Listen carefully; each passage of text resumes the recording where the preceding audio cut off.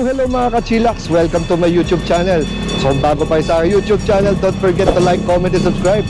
So ito, nagbabalik na naman tayo sa Allegro Center, kung saan nandito ang Lele electric car, o diba? So eksakto-sakto, meron tayong bagong dito, kaibigan at ahente dito ng Lele para pakilala isang unit. Ayan, o. Sir, sakto-sakto. Sir, pakilala ka naman. Hi, hello sir. I am JD Tilar from Lele Auto PH, and our featured unit for today is the Li Auto L7 Max. L7 Max? Wow. Yes sir. Yeah. Ito yung mid variant ng L7. Oh, mid variant pa to ha, pero parang ang bangis ng tingnan. Opo sir, premium ang niyan sir, ang design nitong Li.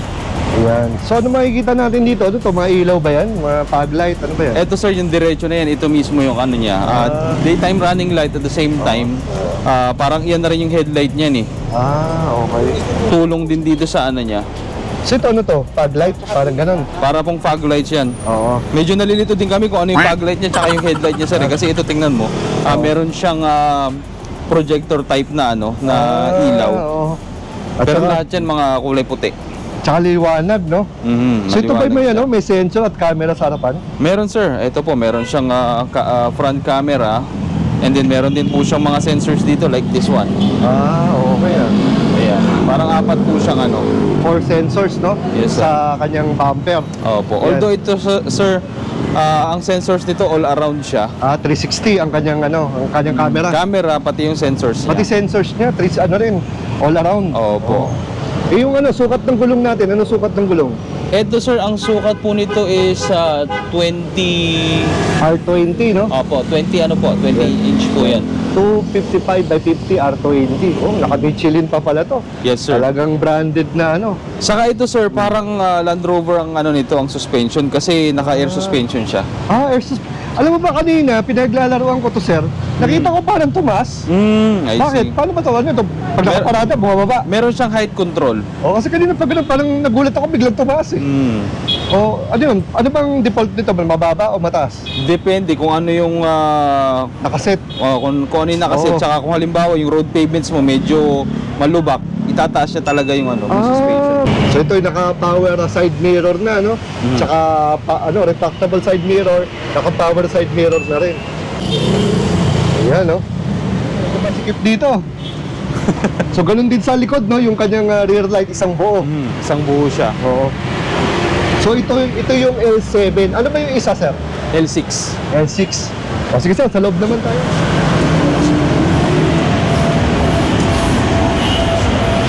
Bali sir, kung titingnan nyo dito, meron siyang mahabang screen.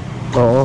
Ano bang sukat ng screen na If to? I'm not mistaken, ito is 15.7 inch. 15.7 inch? Haba rin yun. Meron siyang screen para sa passenger, meron siyang screen para sa driver. Ito naman, yung sa driver, siya, console ng driver's console siya. Tapos dito entertainment. Pwede ka manood ng movies yan. Kaya lang, as of now, mga Chinese movies ang mapapanood mo. Upuan niya, meron tong massage. May massage. So ventilated seats siya. Ventilated seats, may massage, merong ito cold and hot or cold lang? Cold and hot. Cold and hot ba? Okay ah. Pwede natin siyang pindutin dito sa gilid ng merong pindutan nga ako nakita dito sa right side nyo sir. Tapos pindutin mo lang, mag-on na kagad yung niyan. Yung massage niya. Oo nga, pagka pinindot yung yung gitna. Yung gitna niya, yan, nagmamassage na siya. Yun, okay ito. Tingnan natin kailangan magpaspaser, no? Tapos tapos itong L7 Max, meron siyang moonroof. Meron ding panoramic view yung yung sa passenger sa likod. Pwede ba natin buksan? Pwede sir. So the usual, no, yung kanyang TV screen, parang LCD screen, parang tablet, no? Ito yan, pag isasarado. Ayan, no? Tapos, kung bubuksan, ayan siya. Ito ba nabubuksan to? Ay, hindi. Ano lang, kumbaga moonroof. Moonroof lang. Moonroof lang siya, hindi siya sunroof na pwede kang lumabas yung ulo. Tapos, itong niya, sa kabila. So hiwalay, no? Hiwalay. Hindi siya isang buo. Isang buo, hindi katulad ng mga Isang diretso, no? Pagkabukas mo. ng ibang Tesla. Mm, So, yun siya. okay. Sir, anong ano to? Top speed at range? Ang top speed nito, 180 kilometers. 180 kph ang top speed. Tapos ang range nito? Ang range nito, 1,300 plus kilometers since ano to e-rev or extended range electric vehicle. Oh, grabe, layo ah. So ito sir ay full EV? Hybrid siya. Ah, hybrid. Opo. Kaya pala ano, nung pinaglalaroan ko to, may nakita akong ano, fuel. May fuel Kaya siya. pala, ayun. Yung pala yun. Hybrid pala tong si L7, no? So, okay. So, ang kanyang combined range is 1,300 300 plus kilometers. Oh, okay. Not bad, 1,300. So, ito, sir, ay, ano ba to? Plug-in hybrid? Plug-in hybrid siya. Plug-in hybrid. Pero ang tawag sa kanya, more likely, ano siya yung e-rev or extended range. Kasi nga, hindi siya yung typical na plug-in hybrid na gumagamit ng gasolina para patakbuhin yung sasakyan. Kumbaga, gagamit siya ng gasolina para i-power up yung electric battery. So parang ganun yung ano niya, yung concept ng pag-consume niya ng gasolina. Ayun. Kasi ito naman since self-charging din. Kaya humahaba ng ganun yung yung ring. Dito sa touchscreen, pwede kayong pumili kung anong energy yung gagamitin mo, kung electric ba, kung yung fuel niya or sasakyan na yung ang bahala mag-decide kung ano yung gagamitin niya. Depende sa need ng sasakyan. So, okay din pala to si L7, no? Talagang all around, no? May massage, may car rep din pala dito. Meron siyang dito sa likod. Meron siyang yung parang dyan, sa ilalim. Opo. Ayan siya. May ref din pala to, okay. Yun. Ayan siya. Yung sound systems niya, 19 speakers. 19 speakers na Dolby. Oh, Dolby. 19 speakers, tapos Dolby pa. Okay So, ano talaga dito, no? Pwede mag-party-party. Pwede natin. So, ang LI, sir, stands for? Leading Ideal. Leading Ideal. Leading Ideal. Kasi ang may-ari ng Leading Ideal, ang apelyido niya Lee. LI. Kaya Lee. pala. So, parang isinunod niya sa apelyido niya itong And then, itong mga Lee, isa to sa mga top choices ng mga Chinese businessmen sa sa mainland China. So, pansin ko dito, sir, may ganito, no? So, meron tong parang Meron siyang head-up display. Ayun, head-up display. Nakikita nyo ngayon, kung ano yung naka-display dito, meron siyang pidon, nakikita ko. Pero hindi visible sa passenger. Sa passenger, no? Sa driver lang. Makikita nyo yung speed nyo, ano pa bang makikita dyan? Yung parang hologram ng buong yung kalsadang tinatakbuhan. Makikita nyo yung mga sasakyan din na parang nakadikit sa kanya, yung sa paligid. Ganun siya ka-high-tech. Grabe, ang galing naman. Ano yung nito? Torque tsaka ground clearance? Yung torque nito is 529 Newton meter. Ang ground clearance niya naman 180 millimeters. So maganda, medyo mataas-taas siya. Mataas-taas, no? Ang acceleration nito from 0 to 60 is 5.3 seconds. 5.3 seconds, bilis din. In 0 to 60. Ano palang makina meron to? Ang makina nito is 1.5 DOHC turbocharged engine. Wow, okay So, kaya pala napaka-powerful, no? Pag nag-combine talaga yung dalawa, matulin yan. Matulin, malakas. Tama. Meron din siyang 65 liters na fuel tank capacity para sa gasolina. Kaya sa mga sa mga may range anxiety sa mga EV. So tamang-tama tong itong unit na to kasi nga meron siyang 65 liters na fuel tank capacity. So hindi ka kakaba-kaba na meron kang or mawawalan ka ng battery sa daan kasi meron ka pang 65 liters ng gas. Tama. So yung gas dito, sir, unleaded? Unleaded. Unleaded. Ng mga subcompact SUVs. Subcompact SUV. So ito ay 5-seaters, no? 5-seater siya na subcompact SUVs. Napakaganda ng ano nito, no? Napakaganda ng upholstery nito. Panalong panalo. Tapos may ano pa, may rep pa. Premium yung loob nito. Napaka-premium ng ano. Ganda. Likod natin, pati pasahero, ano rin, may massage din at ventilated seats. So hindi lang pala sa harapan, no? So hindi tinipid. Harap, likod, lahat kayo, para isang malaking spa to. Sana all. Tapos, sa fix din yung ano, para sa mga kids. Eh, no? Premium na premium. Tingnan nyo naman yung ano, upholstery. Panalong-panalo tayo dito. Kita mo yung mga ano niyan. Meron din siya kagaya ng Tesla, may car wash mode. Ayan. So, napakadaming features dito, sir, no? So, pag-aralan na lang nila pag nandito na sila. Tignan nila, dahil napakadami nito para isa-isahin natin. Car wash mode, nap mode, ayun, easy entry and exit, sports. Andito lahat, no? Rear sunshade, seat massage, car rep, charge flap, hotspot mo. Okay. Napakadami. Sa taas, so ito sa drivers, merong sun visor, may ilaw. Dito, mga dome light sa loob. Ito yung ating hazard. At nakita ko ito, sir, may parang camera, oh, ayun, oh. Camera sa loob. Pwede ka mag-selfie dito, makikita yung pinagagawa nyo din sa loob, oh. Parang ano din siya, sentry mode ng Tesla or ng Avatar. Oo nga, no? Tapos dito sa passenger seat, meron ding ilaw, ayun. So, meron yung manalamin, sila wifey, sila girlfriend, at meron din tayong mga grab handle dito. At saka may, nakita ko speaker. Daming speaker daw, sir. Sabi mo, 19? 19 speakers. Kaya pala to speaker. Dami. Kaya napakaganda ng tunog nito. Pero, tapos gusto ko ito yung ano eh. Yung leather nito, ibang klase. Ito yung mga pangmalupitang leather. Ang mamahalin. Ito yung totoong premium. Cup holder, lagayan dito. Meron ding lagayan dito. Then ito yung ating door handle. Ayan. In regards sa sa ating warranty. Yes, sir.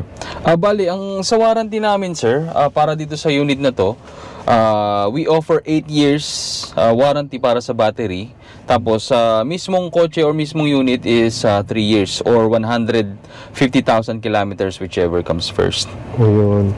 If ever, sir, may PMS o kaya nasira, na hindi inasahan, saan nila pwedeng dalhin? Pwede nilang dalhin dito sa 2284 Allegro Center, Chino Roces Extension, Makati City. Kasi dito ang showroom namin and then dito rin ang office ng Lele Auto PH. Ayun.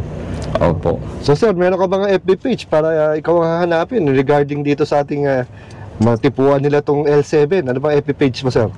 Bali, pwede nila akong i-private message sa personal account ko, which is JD Tilar. Hanapin lang nila sa Facebook. Or pwede nila akong i-message sa aking FB page na EV Hub, etc. EV Hub, etc. Ayun. Muna kung paano paanda rin to. So sir, paano pala paanda rin to? Anong unang pipindutin? Bali, ang una mong pipindutin, halimbawa, may indicator naman yan kung nasa ang gear ka eh. Oo. May push start ba to? Bali, ito wala nang push start. The moment na pumasok ka dito, at sinuot mo yung seatbelt mo, ready to drive na siya. So wala siyang push start, wala siyang ano. So yung drive, paano mo, di ba siyempre nakapark to? So paano siya magdadrive? Bali, ang drive lever dyan, or yung transmission, ito na.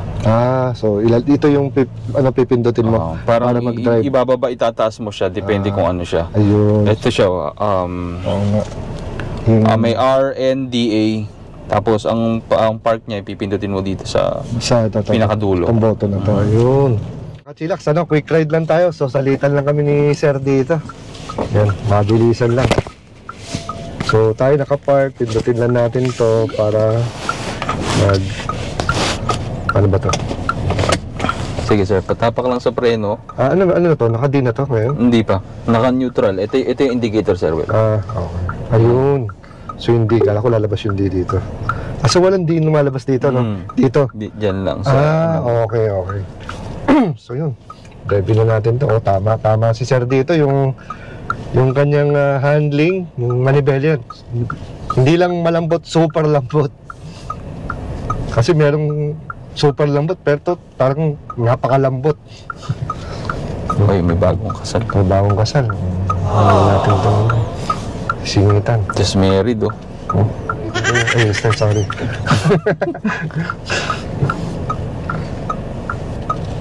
Ayan.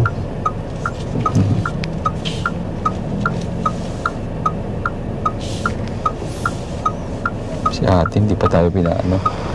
Oo nga eh. Kung bagong kasal, ayaw magpasingit eh. Ayaw po mabante. Hirap pilitin to, hindi akin to. Hindi mo kami nagmamadali. Bahala sila. Take their time. So, dito mga kachilax, itong feeling talaga dito, iba eh. Parang premium feel talaga.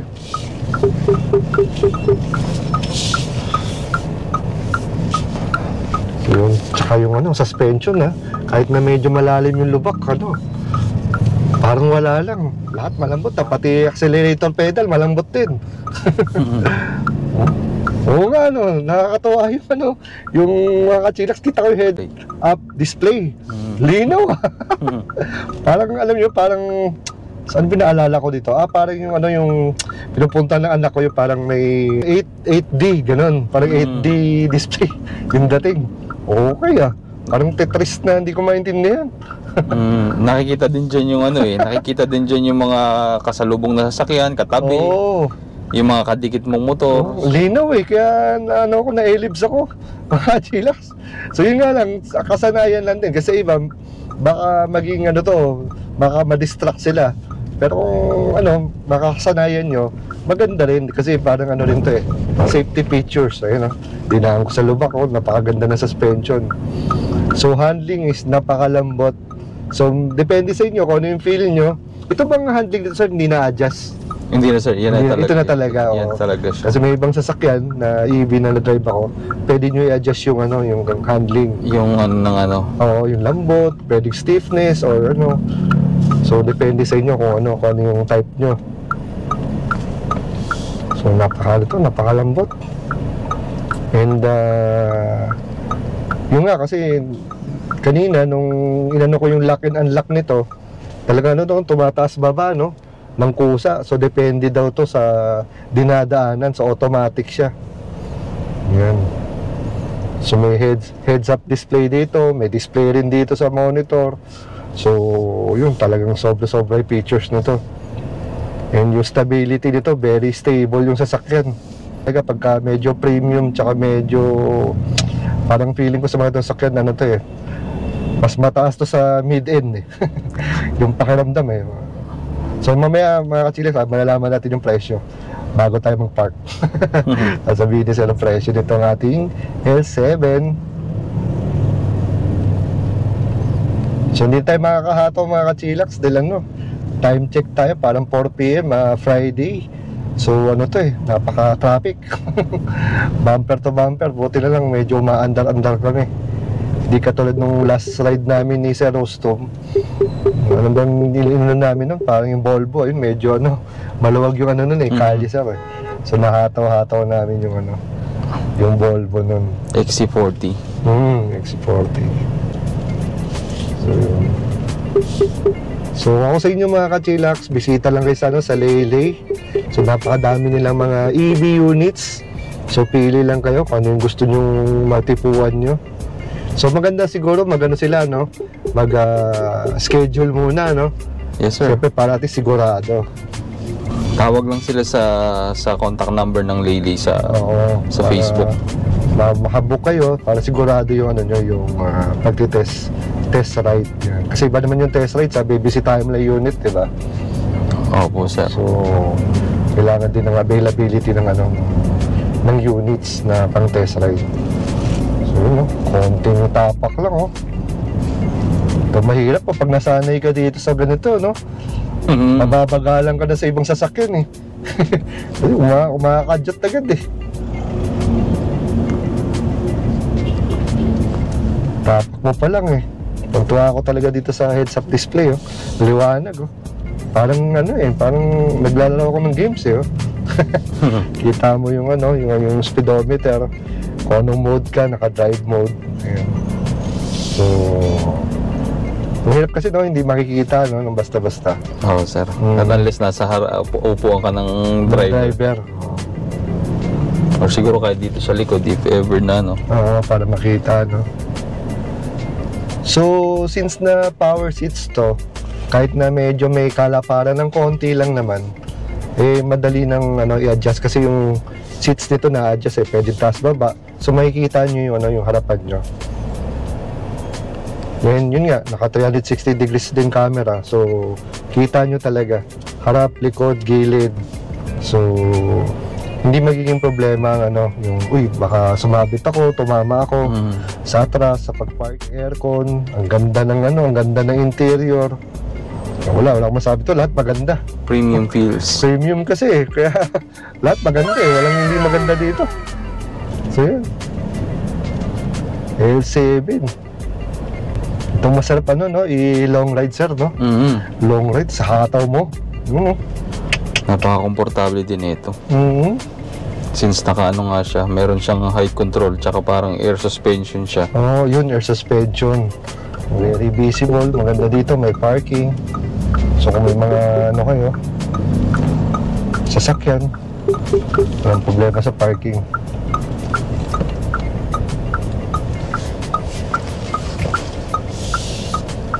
Yan kahit na malalalim mga lubak-lubak dito, baliwala ka L7, panis.